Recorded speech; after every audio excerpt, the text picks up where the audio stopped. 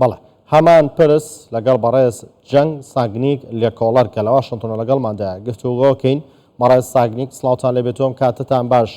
هەندێک شرۆڤەکاری سیاسی عێراق بۆ چوونیان وایە کەم هێرشە لەلایەن گروپە چەکدارەکانەوە نییە بەڵکو لەلایەن گروپی تێرۆریستیەوە. بۆ چوونیەوە ئەمە کردەوەی گروپە چەکدارەکانە یان کاری گروپێکی تێرۆریستیە؟ لەبەرەوەی کە پێشتر ئەو کریارە لەلایەن چەکدارەکانی سەر بە ملیشە کرابوو، من ئێستاش قەناعەتم وایە لەوانەیە هەر بە هەمان شێوە بێت، چونکە سیاسەتێکی ئێران و سیاسەتێکی ملیشەکانی ئێران لە عێراق هەر لە بریتی بوو لە فشاری سیاسی و فشاری عسکەری لەسەر حکوومەتی کوردستان و پاشەوەی کە هێویشی ئاسمانی ئێران بەرامبەر بە ئێران فەشەلی هێنا. من پێم وایە کە ئێران و چەکدارەکانی ملیشەکانی ئێران لە دوای ئەوە بوون کە سەرکەوتنێکی نیشانەی خەڵکی کوردستان و حکوومەتی کوردستان بکەن. ئەوەی شێکێک لەو کریارەکان بوو کە بەردەوامی فشارەکە لە خۆیەوە هێنا.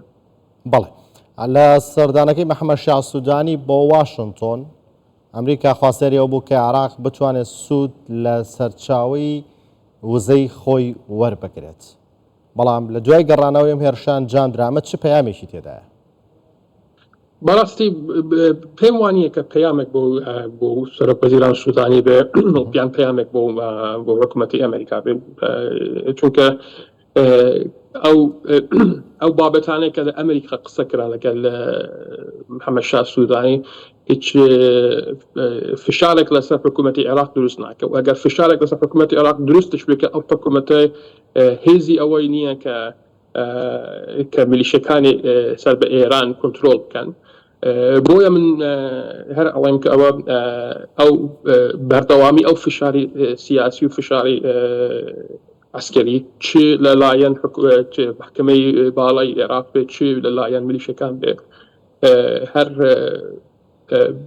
هەر پارچەکن لەو سیاسە کۆنەکەی ئێران کە دەبێت فشارەکە لەسەر حکوومەتی کوردستان زیاتر بکرێت. بەڵێ ینی دەتوان بڵێ ئامانج لێی پاکخستنی هەروەها بەرەمێنانی غازە لە هەرێمی کوردستاندا؟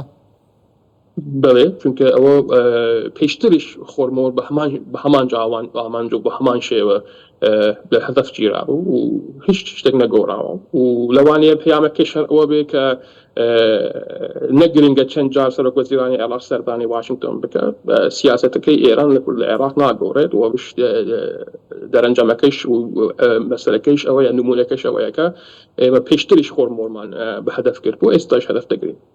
بەڵێ جا ئەمە لە سیاست و دەوڵەتداریە کرێت کە نەتوانرێتەوە گروپە چەکدارانە کۆنتترۆل بکرێن و سەرۆری خاکی عێراق پێشێل بکرێ؟ بەداخەوە نەخێر، ئەگەر ئەمریکا سیاسەتێکی ڕاستەخۆ لە بەرامبەر بە ملیشەکانی ئێران نەبێت هیچ چارەسەرێک بۆ ناکرێت، و ئەمریکاش ئێستا ئەو سیاسەتە نیتی، و لەوانەیە پێش هەربژاردنەکانی ئەمریکاش هەر ئەو سیاسەتە هەر دروستش نەبێت. بۆ نیانە ئەو سیاسەتیان بۆ نییە؟ چونکە بەڕای من ئەوانەیە کە ئەو سیاسەتی ئەمریکا لە عێراق بەڕێوە بن لە ئەمریکا بریتین لە کەسی ئایدیۆلۆژی توندیان هەیە بەرامبەر بە حکوومەتی ئەمریکا بە شێوازێکی ئایدیۆلۆژی ئیشیەکەن، و رئیسی ئەمریکا سەرۆکی ئەمریکای شارە زۆر ئاگای لە عێراق وەشتانە نیە، زۆر زیاتر مەشغوڵی مەسەلەی ناوخۆی لە ئەمریکایە، بۆیە هیچ ئەوەیە کە سیاسەتێک بەرامبەر بە ئێران نییە لە عێراق. سیاسەتی بەرامبەر بە ئێران هەیە، بەڵام سیاسەتێک بەرامبەر بە ئێران نییە لە عێراق، نەوەکو پێشتر سەردەمی سەرۆکی کۆنی ئەمریکا ترامپ یان جۆرج بوش سیاسەتێک لە بەرامبەر بە ئێران هەبوو لە عێراق. پێشەوەی کە هەڵبژاردنەکانی لە ئەمریکا تەواو نەبن، گەنگەشەش لەسەر ناکرێت کە چی سیاسەتێک هەبێت بۆ چارەسەرکردنی کێشەی ئێران لە عێراق. بەڵێ کەوا بێت دەتوانین بڵین بە گۆڕانکاری لە ئەمریکا گۆڕانکاری سیاسەتی ئەمریکاشی لەم ناوچەیە بەدوادێ؟ هەموو ئومێدوارین کە وا بێت، بەڵام تا ئێستا هیچ ئیشارەتێک نییە کە بڵێن کۆشکی سپی یان وەزارەتی دەرەوە یان دام و دەستگاکانی ئەمریکا هیچ بەرنامەیەکیان هەبێت بۆ دروستکردنی یان چارەسەرکردنی کێشەی ئێران لە عێراق چونکە کێشەی گەورەکەی کە ئێران دروست دەکە یەک لە عێراق و یەک بۆ ئیسرائیلە